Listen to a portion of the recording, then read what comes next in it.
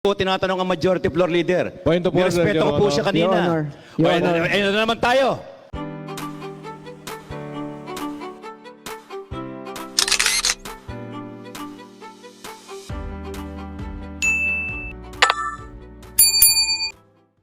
Welcome back sa aking YouTube channel. Para sa mga first time lang po nanonood, please click mo lang yung Gary's TV Manila.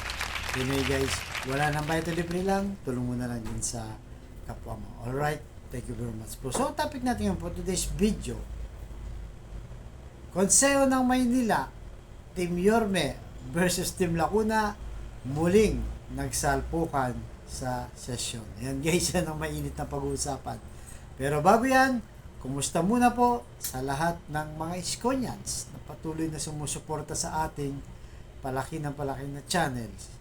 At sa mga hindi taga Maynila, di ba?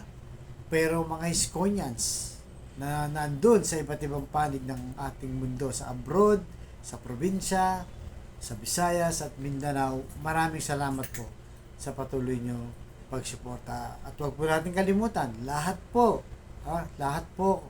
kaming mga Iskonian vloggers ay huwag nyong kalimutang suportahan. Diba? Huwag po kayong magsawang suportahan. Kaya maraming salamat po. Ang dalangin ko ay nasa mabuti kayong kalagayan. Right? So, tuloy na natin guys. Ito nga, may nagkainitan na naman sila guys. Yung mga counselor, especially sa Team Yorme guys, nakakabilib talaga. Itong si JTV Villanueva na talagang naninindigan guys. Talagang ano to guys ako talagang napapabilib ako dito. Pwede talaga sang tumakbo ng higher position pagka nakabalik na itong si Yorme, di ba? Talaga na mga alam niya kung ano yung ginagawa niya. Alam niya kung ano yung pinaninindigan niya o yung tinatayuan niya diyan sa konseyo ng Maynila. So, kanila pinag-uusapan guys, yung rules, di ba? Yung rules na pwede daw ba, di ba? Na ang kanilang regular session tuwing Tuesday kasi at saka Thursday. Na pwede bang Zoom? Di ba? Kasi pag sinabi mong regular, kailangan siguro nandiyan ka sa konseho, di ba? Twice a week lang naman pala yan, di ba? Para sa taong bayan.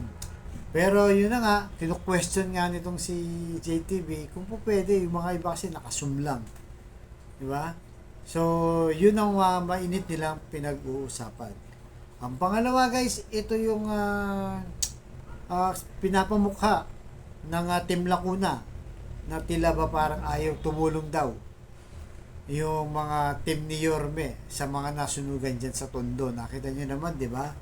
At talagang sila pa yung sinasabihin ng ganun guys. So, wala naman natin.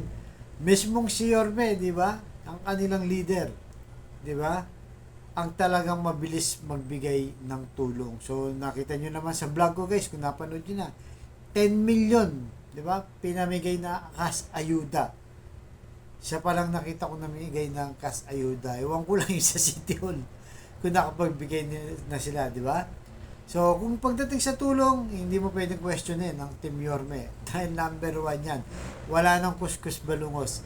Diretso na tao, nakita nyo naman, di ba? 5,000 kada pamilya. Wala nang cheche boreche, stab lang ang kailangan. Wala na ring requirements. Hindi mo na kailangan pahirapan pa yung tao, di ba? Pero dito, parang pinalalabas nila na ayaw nilang tumulong yung Team Yorme, di ba? At yung pangatlo guys, ay pangapat, ito yung porket ba madami kayo, di ba? Sabi ni JTV Villanueva, hindi nyo na kami papansinin o babaliwalahin nyo na lang kami.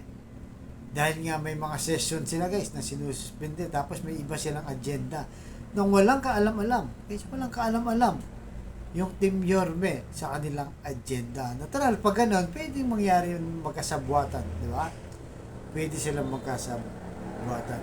At itong si presiding officer, itong si Vice Mayor Yul Servo, na dapat sana neutral siya, di ba? Huwag siyang kumampi kasi yan ang trabaho ng presiding officer, guys. Dapat neutral siya. Hindi siya kakampi sa majority, hindi siya kakampi sa minority. Kaya nga bawal makipagdebate sa kanya. Kumbaga sa kanya lang pinadadaan ng bawat kampo. At yun nga, ang pagdating nga ni Yorme guys, alam nyo, ang naging maganda, yung pagbalik ni Yorme, di ba, nahati yung konseo dyan, naging minority at majority, di ba? Lalong umiral ang ating demokrasya. Na hindi po pwede kung anong gusto lang ng majority o lahat sila, ayun na yun, na walang kumukontra. Kasi healthy yan guys. Yan po ay demokrasya dahil hindi naman tayo monarkiya o hindi naman hari ang pinaglilingkuran natin guys. Hindi ka guys sa Saudi, di ba? Ang nasusunod yung hari. Sa bandang England naman, di ba? Yung sila prinsipe, di ba? Yung mga prinsipe nila dyan, yung mga hari din nila, yung monarkiya, sila yung mga nasusunod. Tayo, demokrasya tayo. Taong bayan dapat ang masusunod. So, narito guys, panoorin nyo. Kayo na rin po ba ng humusga sa pinag-aawayan nila ngayon? Di ba? Na kung saan nagkainitan muli. Pero believe talaga ako sa Team Yorme. Di ba? Lalo na kay JTB guys. Talagang naninindigan. May future pa to guys sa higher position. Suportahan po natin. Suportahan po natin ang Team Yorme and Chi Atienza at lahat ng kanyang kapartido guys. Pagka dumating na yung election sa 2025, straight na natin para mabilis sa pag-asenso ng Maynila. Wala nang kumukontra, lalo na kung nasa kabutihan naman ang ginagawa o para sa mga Manileño. Alright guys, so tuloy-tuloy lang po tayo at muli, supportahan niyo po ang lahat ng Scornian Vloggers. At maraming salamat po sa inyong lahat. So narito na po ang Konseho ng Maynila na kung saan nagsalpukan muli at ito si JTB Villanueva na tumatayong Team Yorme. Saludo ako sa iyo, Boss Amo. Alright? So narito na po. Tinatanong ang Majority Floor Leader. Point of order, Nirespeto Your ko po Honor. siya kanina. Your Honor. Your Okay, Honor. ayun na naman tayo. Point of order, Your Honor. What is your point Yan of ang order? hirap eh. Any question cannot be Your directed Honor, I to the presented a presiding parliamentary officer inquiry because which the requires presiding the officer- answer of the presiding officer, Your Honor. 1 minute recess. Honor, if I may, Your Honor. Councilor Attorney J. Bison. Thank you very much for Your Honor. Under the third paragraph of Section 35 Your Honor, of what is our- the pleasure of Honorable Attorney J.B. Hison? Yes, I am precisely getting to that point. Your Honor, he did not...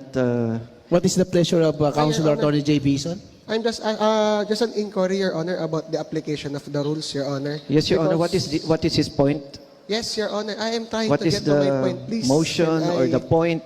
Yes, I am trying to ask something first. Can I please make my point before I am questioned so that you will know what I am getting at? Because under the third paragraph of Section 35, it is said here that in case when the presiding officer in consultation with the majority and minority leaders may authorize the conduct of sessions through electronic platforms, which I see that we have already conducted today, Your Honor. May I just ask, Your Honor, then I will yield immediately when this authorization was given, Your Honor, or when did the presiding officer authorize the conduct of session through electronic platform today, Your Honor? Because it is written here that it can only be done after the approval of the presiding officer. Your Honor, Majority Floor Leader. just for the happiness of Honorable Attorney J.B. Hison, I am confirming my authority for the City Council to implement Section 35, Paragraph 2, Rule 12 of our Eternal Rules of Procedure. May we also ask the Minority Floor Leader if he is conforming to Rule 12, Section 35, Paragraph 2, Honorable Salvador Philip Lacuna. Yes, Your Honor, Councilor I Philip agree. Lacuna. Your Honor, proceed since with Councilor, both the Majority Floor Leader and the Minority Floor Leader manifested their conformity to the application of Rule 12, Section 35, Paragraph 2, we shall now proceed with the other matters at hand, Your Honor. Okay. I will yield, Your Honor, as long as the Councilor records Attorney will... J. Bison. Thank you, Your Honor. I will yield, Your Honor, as long as the records will show that the application of the said rule was only done after the quorum was questioned. Thank you, Your Honor. Thank you. Majority Floor Your Leader. Honor, personal and collective privilege, Your Honor. Councilor Attorney J. Bison. Councilor JTV Villanueva. Thank you, Your Honor. Ang akin pong sasabihin dito, Bagamat nagkaroon kayo ng amendment ng ating rules po, para bang sinasabi natin at pag inalaw natin na magkaroon ng Zoom sa kabilang banda at may mga pumapasok dito, para bang sinasabi natin na hahayaan na natin na kada session, ganito na lang ang mangyayari. Unless meron tayong napakamahalagang tatalakayin ngayon at kailangan nating ipagpatuloy ang usapin ngayon. Hindi ho yata patas sa mga pumapasok dito sa loob ng sesyon na ito na kagaya po ng lagi ninyong tinuturan, tayong mga konsihal, tayong mga miyembro ng City Council, may obligasyon tuwing Martes at Huwebes na pumasok dito sa loob ng session hall. Your Honor, Ngayon Your po, Honor. Point of order, Your Honor. What is your point of order? Your Honor, the speech of Honorable Joel Villanueva is not personal and collective privilege, which only refers to the comfort and convenience of the Honorable Councilors. He's already delivering a privileged speech, which requires the conformity of the Majority Floor Leader upon prior notice, Your Honor. So, Your Honor, may I reiterate my point of order? Your Honor, Your Honor, I have a pending point of order as to the privileged speech which is being made by Honorable Joel Villanueva without the consent of the Majority Floor Leader. Uh, I would like to ask Your Honor if the point of order is sustained or denied. Noted. At okay siya. Your Honor, let's proceed. Your Honor, ibig sabihin, kung okay siya, Your Honor. pwede po ako magpatuloy, ganun po ba yun? Your Honor, Your Honor, hindi po sumagot ng presiding officer. Your Honor, pwede the ko point bang- of order requires a ruling from the presiding officer and ang sabi ng presiding officer, okay siya. So, ibig sabihin, pwede po ako magpatuloy. Your Honor, Maraming po I salamat, Your reiterate- Honor. I Point of reiterate, Your order, Honor. Majority Floor Leader is sustained. Your Honor, with that, Your Honor. With that, let's Your move Honor, to- parliamentary inquiry, Your Honor. Councilor JTB. Ito ho bang ginagawa ngayon na nagsusum tayo at the same time, nandito po tayo ngayon sa loob na ito, ay pwede nating gawin every session, Mr. Presiding Officer. Your Honor, point I of address order, my Your question to the Honor. Presiding Officer, Your Honor. Hindi ko tinatanong ang Majority Floor Leader. Point of order, Nirespeto Your ko po Honor. siya kanina. Your Honor. Your Honor. Ano na naman tayo?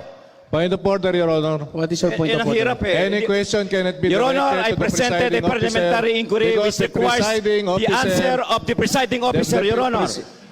1 minute recess.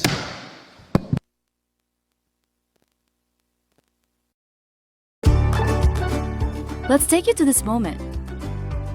Food Panda. Food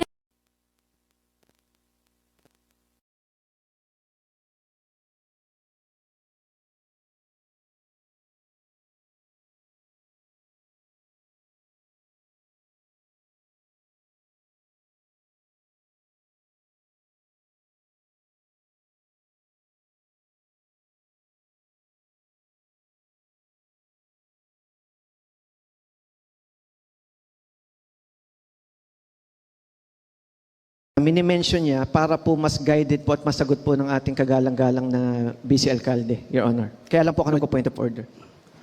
Councilor JTB. Yes, Your Honor. Nakita ko naman po, nag-uusap kayong dalawa doon sa harapan. Yung aking pong parliamentary ay simple lang. I address it to the presiding officer. Tinatanong ko, since siya ang presiding officer, ito ho bang ginagawa natin na papasok ang karamihan dito at kapag walang quorum, bubuksan natin yung Zoom natin para magkaroon ng quorum, papayagan ba natin itong gawin tuwing regular session? And my question of inquiry is directed to the presiding officer and not to the majority floor leader. Under our rules, kapag meron po, hindi po ako nakikipagdebate sa presiding officer, I inquire the wisdom of the presiding officer whether this scenario na nangyayari ngayon dito ay pwede nating gawin na tuwing Martes at Huwebes para pwede na rin kaming hindi pumasok at mag-participate na lang kami sa Zoom. Yun po ang ngayon po, sasagutin po ng presiding officer yun. Meron po tayong mga kasamahang nanonood doon sa may Zoom. Okay. Para ho, to enlighten us, Mr. Presiding Officer. Yes.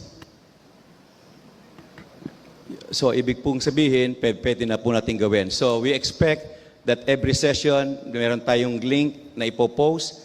At dahil wala kami sa Viber group ninyo, we expect the Secretariat to post the link anytime, every regular session, upang sa gayon, kung kami may gagawin din sa labas, we can still participate in the session every Tuesday and Thursday. Tama po ba yung aking interpretasyon nun, Mr. Presiding Officer? Tama po. Correct. Councilor Maki Lacson, yes. Your Honor, meron pa po, hindi pa po nasasagot. Your Honor, nasagot na po kanina. Na-recognize na po ako. Actually, nasagot na po kanina yan. With the concurrence of the majority floor leader and the minority floor leader, nandun na po siya sa implementing rules and regulation natin. My point just being, yung kasi tinatanong, sinabi rin naman po ng aking mabait na kaibigan sa District 4 na kung may mga importanteng measures tayo na ipapasa. Meron po isa, napaka-importante. Kailan lamang po nagkaroon po ng sunog sa Happy Land, yung Aroma Road. Napakarami po nating mga kababayan na napakahirap na nangangailangan po ng tulong, nangangailangan ng ayuda, na manggagaling sa siyudad ng Maynila, at ito po yung isa sa napaka-importanting ipapasa natin. Dahil lang po ba sa isang bagang technicality or sinisilipan tayo ng isang bagay, hindi po natin maipapasa yon, isang bagay na hinihintay ng ating mga kababayan. Mga kalunos-lunos na kalagayan, at yan lang po yung inihintay nila, yung tulong, ayuda na manggagaling po sa siyudad ng Maynila. Yung po yung ipinaglalaban ko. Hindi po ako mahilig makipagdebate rito. Pero dahil sa yung po yung pinaglalaban ko, hindi ko po distrito yan. Pero ipaglalaban ko po dahil gusto ko po maipasa yung resolution na yan. That is all, Your Honor. Thank you. Mr. Presiding Officer. Councilor JTV Villanueva. Your Honor, gusto ko pong sagutin yung sinabi ng ating kasamahan. Hindi po ito technicality. Quorum is a question of legality. Hindi po ito technicality. Napakahalaga Your po Honor, ng, point of order, Your quorum. Honor. Your Honor, nasagot na po yung kanyang parliamentary inquiry. Nagpi-privilege speech na po yung mga kasamaan po natin. So ako po ay nagpo-point of order, Your Honor. May I ask for a ruling on my point of order? The point of order, majority floor leader is sustained.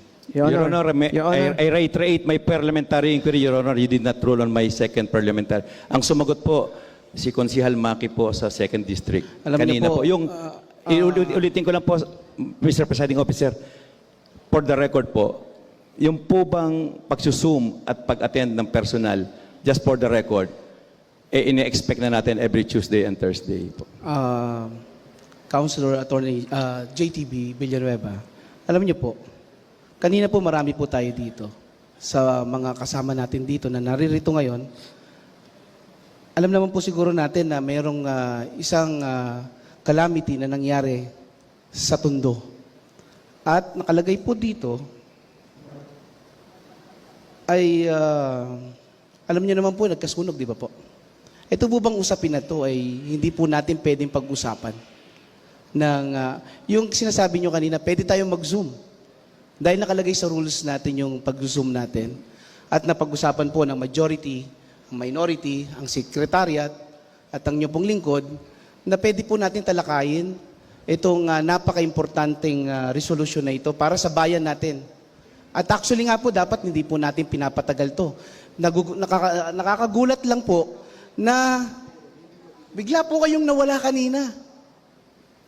Pwede ho akong sumagot. Hindi, teka lang muna. Bigla po kayo nawala kanina. Eh kung hindi po kayo nawala kanina, siguro matagal kanina pa po tayo tapos dahil manipis lang naman po ang agenda natin. Opo. At nakakalungkot lang nga po na ganito po. Kanina ako po tinuturuan niyo ako kanina. Hindi po ako kasama doon. Ano po? Hindi po ako kasama doon sa nagtuturo. Pero kayo po yung nagsususog. Kayo po yung pumapangalawa. Pinapaliwanag ko lang po yung hinaing ng Pero kasama hindi niyo na ko. po nga kailangan paliwanagan ako dahil matagal na pong sinabi sa akin ni Konsehal Kaloy Castañeda na babagalan ko po. Di ba binabagalan ko na po yung Your Honor, nakikipagdebate na po kayo sa akin. Oo nga po eh. Kasi po, palagi po kayong ganyan. Ay hindi po. Ito po, napakasimpleng resolusyon. Hindi nyo pa magawang ipasa, hindi nyo pa magawang tulungan. Sige ho, let's stick with the Ginoong rules na lang po Tagapangulo, tayo. Alam Ginoong po ng ating Tagapangulo, majority floor Pero hindi leader po ako ito. nakikipagdebate po. Sinasabi ko lang po yung damdamin ko dahil ito pong resolusyon na ito, marami po nangangailangan dito ngayon. Alam po namin yun, pero hindi niyo po Ginoong nga sinabi Tagapangulo, sa amin kung anong agenda ngayon eh. Ginoong Tag- Majority ito floor po ang leader. rules, majority floor leader. Kapag may suspension of Ginoong rules, dapat Tagapangulo. ipinapalam sa mga miyembro. Okay po, okay po. Teka lang po Parang wala na tayong rules eh. Oo nga po eh. Wala na po tayong rules. Baka pwede naman pong nakikiusap ako. Magkaroon po tayo ng rules. Di ba po? Ginoong Tagapangulo, na nag-rule na po kayo sa kanyang parliamentary inquiry, na paliwanag niyo po mabuti na nakalagay po dito sa Rule 12, Section 35, na pwede pong magkaroon ng virtual session, pwede pong magkaroon ng physical session, pwede pong magkaroon ng partly virtual session, partly physical session. Ilang beses na po natin ginawa to. Kami po ni Congressman Joel Chu ang gumawa po ng amendment itong Section 35. Nung panahon po ng pandemic, naisip po ito ng ating minamahal na Yorme Isko Moreno. Dahil nung panahon na po yun, panahon ng pandemya, napakahirap po pumasok sa mga konsehal dahil po sa banta ng COVID-19. Kaya ang ginagawa po, ang pumapasok lang po sa session, ang Vice Mayor, ang Majority Floor Leader, at ang President Pro Tempore. Ito pong rules na ito, hindi po natin ni-repeal, kaya existing po siya. In fact, Your Honor, bago po tayo mag-reorganization, lahat po ng makasamahan natin dito, kahit po wala dito, nag-zoom po sila.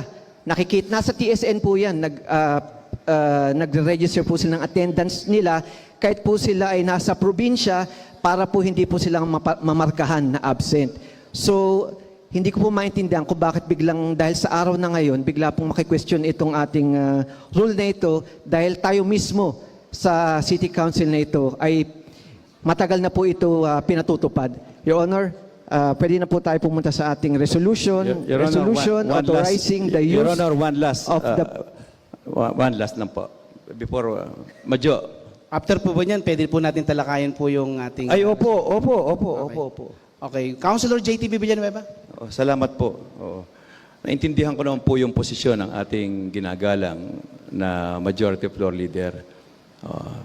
Ang nangyari dito sa loob na ito ay nasa husgado na rin at ating nirespeto yun. Pero hindi po dapat lagi na kapag merong importante, pinapamukhang hinaharang namin. Once the rule is suspended, maliwanag po sa ating Rule 24, Section 106, ang epekto ng pagsususpende ng rules, it shall be understood that once a particular rule is suspended, it should be for a specific purpose. Only such particular rule is suspended. Kapag nag-suspend po tayo, hindi ho namin alam kung ano. Tapos sasabihin, importante ito. Bigla na lang nawawala yung makasama. Paano nga ho? Hindi namin alam yung mga tatalakayin. Pagkatapos magsuspende ng rules. Ano ba't? Ipaalam sa amin, magsususpende tayo ha. May mga tatalakayin tayong importante, kagaya ng may nasunugan. Kung gano'n ang senaryo, ibig sabihin, well-informed lahat na mayroon tayong mahalaga. Pero hindi ho pwede na kapag nagsuspende ng rules, bigla na lang may isasalang na hindi namin alam. Yun po ang hinihingi namin na respetuhan. Dito, tatanggapin po namin na kami po ay kulang ang bilang. Yun ang ipinapaintindi namin sa mga kasama. Ipaalam lang po natin kung ano ang mga tatalakayin natin kapag nagsuspende tayo ng rules para hindi ho kami magugulpe di gulat. Yun ho ang aming pinupunto dito. Sana ho, sa susunod, pag meron po tayong suspension of rules, mabigyan man lang kami ng kopya, mga kasama. Total, hindi naman kayo mananalo sa botohan mamaya eh. Ito lang yung tatalakayin mamaya. Para may kahandaan din naman kami. Pero we would like to make it on record na itong usapin na pagtulong ng lungsod sa mga nasunugan, hindi ho kami kokontra dito. At yung pag-alis ko po kanina, pagpasensyahan nyo, may kausap din lang ho akong nasunugan sa aming distrito at tingin ko mahalaga rin po yung kausapin ko sila para magkalap ako ng tulong dun sa nasunugan sa aming distrito. Maraming po salamat. Noted po, Councilor JTB Villanueva. Maraming salamat. Ginoong Tagapangulo, ako rin po ay nagpapasalamat sa ating kagalang-galang na Joel Villanueva dahil katulad po ng pagbigay po nila sa inyo ng abiso kung paano po mag-preside, lalong-lalo na po yung sa pagbagal po ng inyong approve ng isang resolusyon o ordinansa sa inyong pagpukpok ng gavel. Ako rin po ay nagpapasalamat sa kanyang pag-abiso po sa akin para maging isang magaling na majority floor leader na aabisuhan ko po lahat ng mga konsihal bago ko po isuspindi ang ating mga alituntunin. Maraming salamat po, Honorable Joel Villanueva. Your Honor, Maraming pong salamat. Thank you po. Your Honor, nandito Maraming na po salamat. tayo Pero sa JTV, resolution authorizing the use Pero hindi po totoo of yun. the PAGCOR Trust Fund in the amount of 20 million intended for the fire